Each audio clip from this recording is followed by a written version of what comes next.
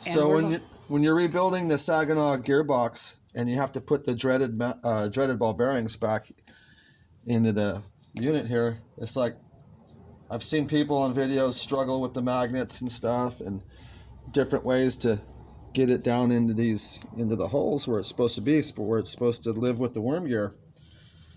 Well, here's a hack for you guys. It just works awesomely. You get yourself a piece of tubing, right? A little suction. And it just drops them right in when you let the suction off. Shoot down the hole in this next one, watch. Just like that. Simple. Do it one more time because it didn't focus very well. Okay, here we go, over here.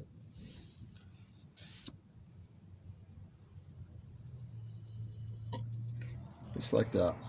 There you go. There's a little tip for the Saginaw gearbox bearing installation.